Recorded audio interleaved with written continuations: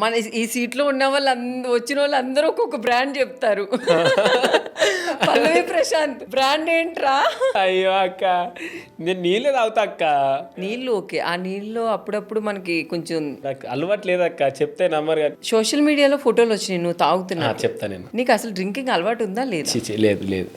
నేను నార్మల్గా డైలాగ్ కొట్టినప్పుడు ఒక తీసుకొచ్చి ఇట్లా పెడతా, అంటే డైలాగ్ మందమే, అది తీసుకొచ్చి అలా ముంగడ పెడతా. అది ఉట్టి బాటలే. ఇంకోటి మీరు ఏదైతే అన్నారో అది ఏంటంటే, నాకు కొంచెం దోసాల్లో పోయినప్పుడు ఫ్రెండ్స్ కూర్చుంటామా, కూర్చున్నప్పుడు అది మూతి తిప్పినప్పుడు పట్టుకోమంటగా, అట్లా ఇప్పిన నాకు అలవాటు. అది ఎందుకు ఆ బాటలు ఇట్లా ఇప్పితే మస్తు అనిపిస్తుంది కదా.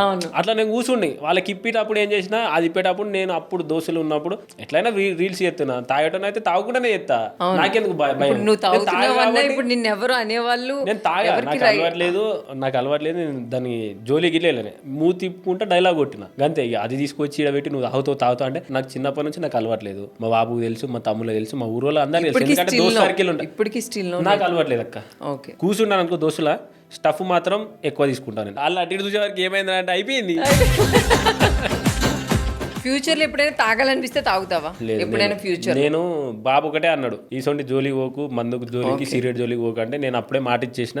నాకు ఎట్టి పరిస్థితుల్లో మనకు రాదు ఆలోచన. కూర్చున్నా నేనేందో నాకు తెలుసు.